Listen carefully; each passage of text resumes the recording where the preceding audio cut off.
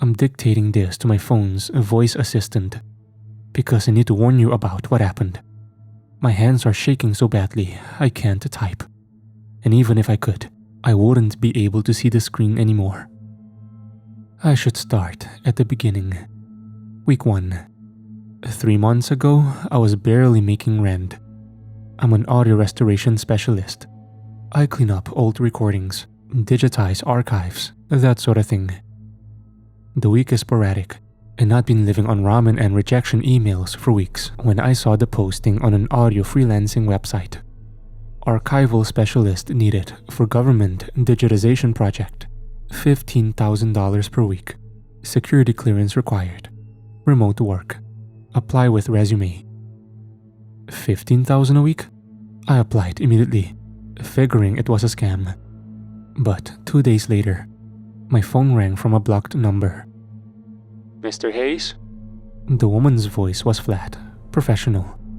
This is Ms. Vickers with the Department of Archives Management. We've reviewed your application for the digitization project. Oh, great. Is this a real position? Yes. The work involves digitizing classified audio materials from Cold War era research programs. You would work from home on our equipment. The material is sensitive. You would sign a non-disclosure agreement with severe penalties for breach. Do you accept? I said yes, obviously. The next morning, 6 a.m. sharp, an unmarked van pulled up outside my apartment. No company logo, no license plate I could make out. 2 men in plain clothes unloaded 17 boxes and made me sign for them without making eye contact. The whole thing took 4 minutes. Inside the boxes, a tape player I'd never seen before, industrial looking, heavy with a brass plate reading Sensory Unit 7. 342 tapes in numbered sleeves, a laptop with all the network hardware physically removed, and a sealed envelope labeled Protocols. Read immediately. The protocols were typed on thick, yellowed paper that looked decades old. Mandatory protocols for Project ICE. Work only between 11 p.m. and 4 a.m. Digitize tapes in sequential order. Never skip. If you hear a child's voice, stop the tape immediately and call this number. Redacted. Do not continue listening. If you hear your own name, ignore it. It is a recording artifact. Never replay any section of tape. Forward only. If the tape player's red light blinks 3 times, leave your apartment for exactly 1 hour. Return only when the hour is complete. Keep all windows covered while working. You will sometimes hear knocking. Do not answer. Do not acknowledge it in any way. If you feel watched, you are. Continue working normally. Do not look at the tape player screen while recording. Keep your eyes on the laptop only. Failure to follow these protocols will result in immediate termination of contract and legal action. I read through them twice. Some made sense. Working at night, NDAs, that's normal for classified work. The knocking thing was weird. But Rule 10 stopped me cold. The screen? I examined the tape player again. It was just a tape deck, buttons for play, stop, fast forward, the brass identification plate, a VU meter, no screen anywhere. I called the number Miss Vickers had used. Disconnected. But $15,000? I could catch up on rent, pay off my credit cards, actually eat something that didn't come in a styrofoam cup. I set up the equipment and covered my windows with bed sheets. At 11 p.m. exactly, I loaded the first tape. Tape 001. March 17th, 1973. Heavy static. Then a man's voice, tired and irritated. Interview with Subject 12B. Day 4 of observation period. Subject continues to insist the broadcasts contain instructions, not hallucinations. When asked to describe the voice giving instructions, subject becomes nonverbal and aggressive. Sedation required. Continuing tomorrow. Silence. Then a different voice, younger, almost cheerful. Subject 12B, can you hear us? Good. Now, how many fingers are we holding up? How many fingers, Thomas? A pause. Then screaming. Not startled screaming. The kind that comes from deep animal terror. The tape ran for 43 minutes. Most of it was that screaming, occasionally interrupted by the younger voice asking calm questions. What do you see now, Thomas? Are they closer? How many are watching you? I digitized it all, my stomach churning. When I finished, it was 12:20 a.m. 241 tapes left to go. The first week was like that. Disturbing but manageable. Psychological experiments from the 70s and 80s. Sensory deprivation. People claiming to receive transmissions. And one word kept repeating. Observation. Not like scientific observation. The researchers said it with a capital O, like it was a specific process. I didn't understand it yet, but I would. I heard the knocking for the first time on night 4. 3 soft raps on my door at 1:47 a.m. Rule 8. Do not answer. Do not acknowledge. I kept working, but my hands were shaking. The knocking came 3 more times, evenly spaced, then stopped. On night 6, I heard my name. I was digitizing tape 034, an interview with someone from a remote viewing program. The subject was describing what they saw. A room. Empty. No, wait. There's someone. They're working. They're alone. There. Then, clear as day. Haze. M. Haze. My blood went cold. My finger hovered over the stop button, but Rule 4 said to ignore it. Recording artifact. The subject continued. M. Hayes is listening to us right now. He doesn't understand it yet. He thinks he's digitizing old recordings. Should we show him? Static. I sat there staring at the laptop screen for what felt like hours. How could they know my name? These tapes were from the 70s. But I didn't replay it. Rule number 5. I loaded number 035 with trembling hands. Week 2. The content got worse. Much worse. Tape 041 was footage. You could hear the film projector of Operation Backward Eye.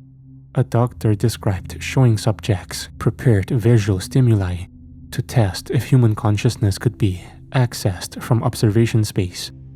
Their subjects became violent. One bit through their tongue, another broke their fingers one by one while laughing. I had to pause the tape twice to throw up. The doctor stayed calm throughout. Subject exhibits extreme aversion response, attempting to remove own eyes, applying restraints. I kept telling myself it was just a job. The money kept appearing. $15,000 every Friday. I kept working. The knocking came every night now with varying patterns. Sometimes 3 raps, sometimes rhythms like Morse code. On night 9, it stopped mid-pattern. Then scratching. Something scratched at the bottom of my door. Light. Exploratory. Like fingers testing the gap. I wanted to run. I wanted to open the door and scream at whatever was out there.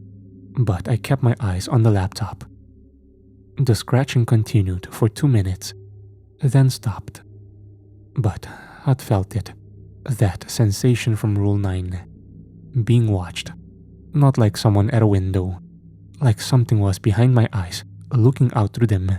A weight in my skull. Pressure behind my forehead. Like someone was wearing my face from the inside. The feeling faded after the scratching stopped, but returned every night after. I started sleeping with the lights on during the day. Not that it helped. Week 3. By week 3, I was barely sleeping. The tapes haunted me during the day, the knocking haunted me at night.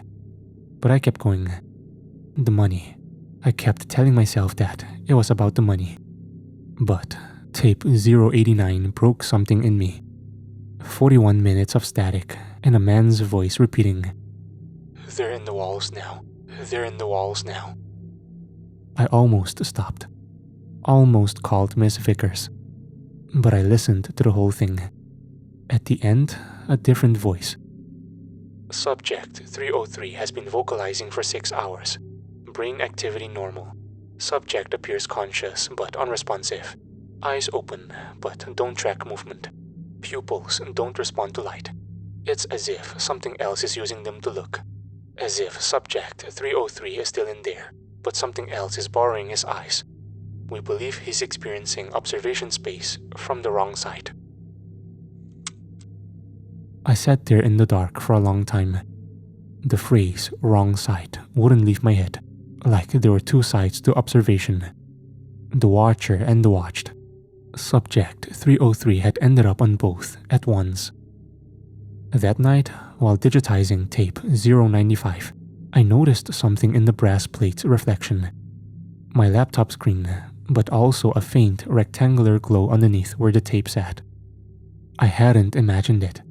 There was something there. I examined the tape player closer. A hairline seam in the metal between the tape deck, like a panel or a screen facing upward, hidden under the mechanism. Rule 10. Do not look at the tape player screen while recording. There was a screen, built into the bottom of the tape deck, facing up. The tape covered it while playing. I kept my eyes on the laptop, but I couldn't stop thinking about it. Week 4. The tapes got more specific about observation space, and I was starting to piece together what they meant. What I was really doing here. Tape 107 was an interview with someone who they referred to as observation space expert.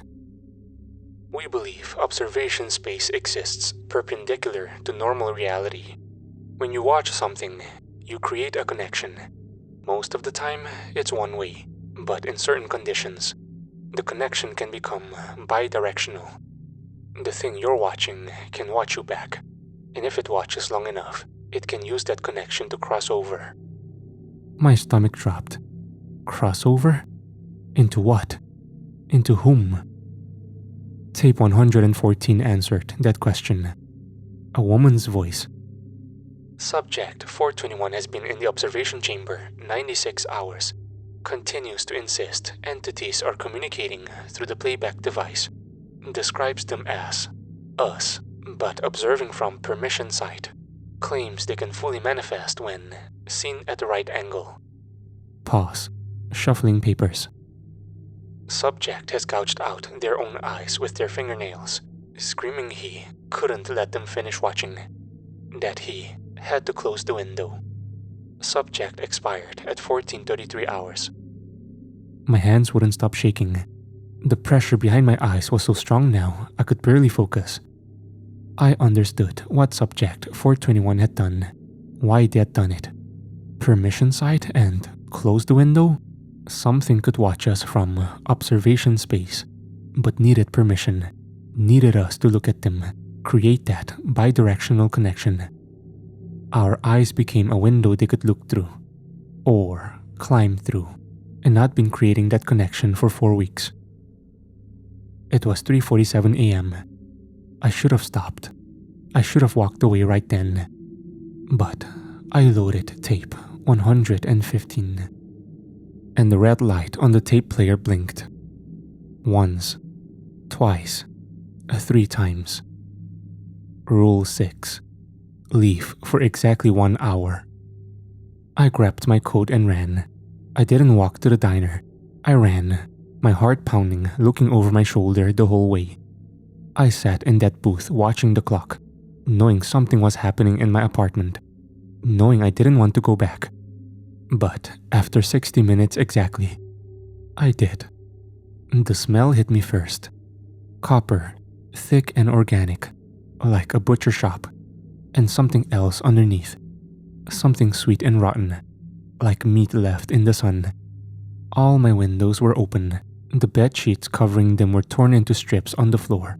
The tape player was still running, but tape 115 had been removed.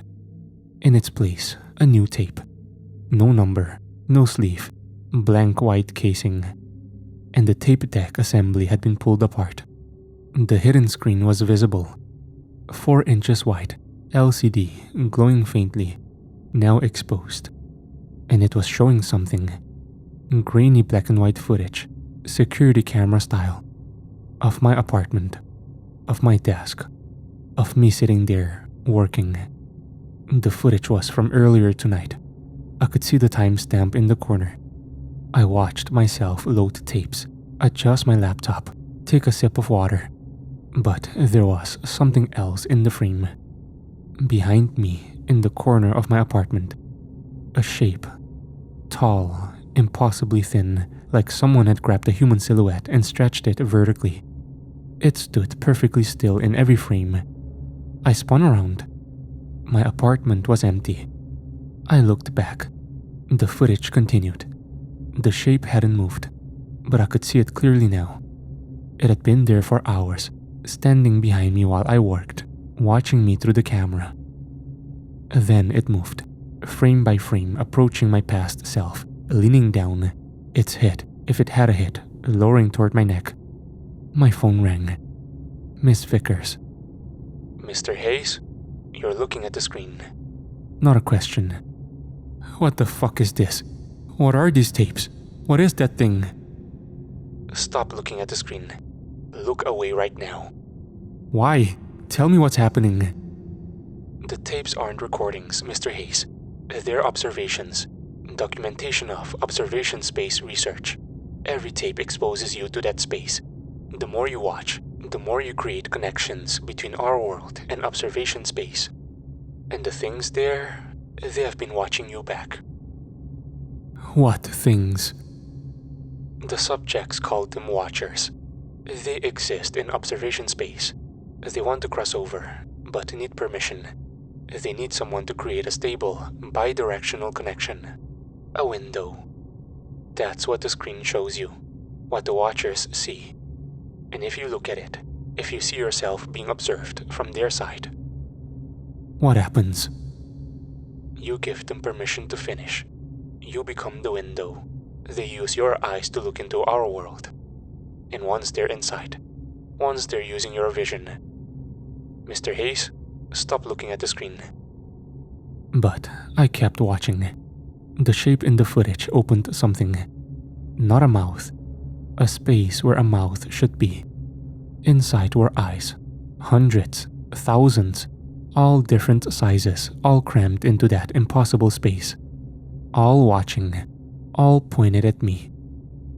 The protocols were designed to prevent this, Miss Vickers said, voice cracking. The night hours isolate you. The covered windows remove external reference points. But Rule 10 was the most important. The screen shows you what they see. If you see that, if you understand you're being observed from observation space, you complete the connection. You give them permission. The shape straightened, turned, looked directly at the camera. At me. Something shifted. A tearing in my head, like my consciousness was being pulled backward through my own eyes. Like my vision was a tunnel, and something was rushing up it from the wrong direction. The pressure behind my eyes exploded into pain. I could feel them, not just watching. Inside, behind my eyes, using my vision as a doorway. I turned toward my apartment. It was there, standing in my living room. The same impossible thinness, wrong angles that hurt to perceive. And its face, the space that opened, was full of eyes. But they weren't looking at me. They were in me, behind my eyeballs, watching out through my pupils, using my eyes as cameras, observing reality from inside a human being. I understood what the tapes had been, what had been doing for 4 weeks. The tapes weren't documentation. They were a selection process. The government was trying to find someone who could survive exposure to observation space, someone who could create a stable connection. They had lost all the others. Maybe I would be different. The protocols weren't protection. They were preparation, isolating me, conditioning me, making me vulnerable. Every tape opened me a little more. Every night made the connection stronger. And the knocking, the scratching that had been the Watchers. Testing, checking if I was ready. Miss Vickers was screaming through the phone. Mr. Hayes, you have to end the observation. It's the only way to close the window. You have to. The shape moved closer. I could see my reflection in some of its 1,000 eyes. Hundreds of me, all trapped in those pupils, all screaming silently. I understood what Subject 421 had done. Why they had gouged out their own eyes. You can't observe without eyes. And if you can't observe, the Watchers can't observe through you. The only way to close a window is to destroy it. I grabbed the letter opener from my desk drawer. I want you to understand. They were behind my eyes, using them. I could feel them there like pressure, like weight, like fingers wrapped around my optic nerves. The only way to sever the connection was to destroy their cameras. So I did. I destroyed the window. Now, that was 6 weeks ago. I woke up in the hospital 3 days later. The doctors said I'd lost both eyes. The damage was too severe. I'd severed the optic nerves completely. The CIA cleaned out my apartment while I was in the ICU. Men in hazmat suits, according to my neighbor. They took everything. The tapes, the player, the laptop, all of it. But they paid me in full. All 12 weeks. $180,000 appeared in my account with a memo. Contract fulfilled. Miss Vickers sent me one final email, read aloud by the hospital's screen reader. Mr. Hayes, thank you for your service. The observation has been terminated. The connection has been severed. You will not be contacted again. We recommend you do not discuss this experience for your own safety and for reasons of national security. I'm completely blind now. The doctors say the scarring on my optic nerves is inconsistent with physical trauma, like something burned them out from the inside before I ever touched them. But here's the thing. Sometimes I still feel them, not watching anymore. The connection is broken. I made sure of that. But I feel them, waiting, disappointed, like I was supposed to be something more, like I was supposed to complete the process, let them fully cross over. And I realized something that keeps me awake at night. There were 342 tapes. I only made it to tape 115. What was on the other 227 tapes? What did they show? What did they prepare you for? Because the further you go, the stronger the connection becomes. The more the knocking sounds like communication, the more you start to feel like you're not digitizing tapes. You're answering a call. And I think, God help me, I think the process wasn't complete. I think if I'd made it to tape 342, something else would have happened. Something worse than just being a window. I had my friend check that same audio freelancing website last week. The job posting is live again. Same wording, same pay. They're looking for someone new, someone who will make it further than I did. If you see that job posting, if you apply, if they send you those boxes, don't follow the protocols. Break Rule 10 on the first night. Look at the screen immediately. See what they see. Maybe if you see it early enough, before you've worked on enough tapes, before the connection is strong enough, maybe you can stop before it's too late. Or maybe you'll just give them permission faster. I don't know. All I know is this. The knocking started again last week. Even though I'm blind, even though I destroyed the window, I hear it every night now. 3 raps on my door at exactly 1:47 a.m. And last night, I heard the scratching again. And then, so quiet, I almost missed it. My name. They're still there, still watching, still waiting, and I think destroying my eyes didn't close the window after all. I think it just changed which side of it I'm on, because here's what I haven't told anyone. Sometimes, in the dark, I can still see. Not with my eyes. They're gone, but I can perceive things, shadows, shapes, movement. And I think I'm seeing from observation space now. I think I'm on their side of the window, looking back. And if that's true, then I need to warn you. If you've already applied for that job, go check your door right now. Because I can see you. I can see you reading this. And I'm not alone. There are others here with me in observation space. Hundreds of us. All the failed subjects. All the people who worked on the tapes and couldn't complete the process. We're all here, stuck between worlds, watching. And the thing is, we're so lonely. We need someone to see us back. We need someone to complete what we started. So please, if they send you the boxes, if you start the work, make it to tape 342. Let them finish. Because I can feel them preparing for something. The Watchers. They have been waiting for so long. And I think the next person who makes it all the way through, I think they're going to open a door. Not a window. A door. And then all of us, everyone stuck in observation space, will finally be able to come home. The knocking is at my door right now as I dictate this. 3 raps. I'm going to answer it this time. I think I'm ready to see what's on the other side.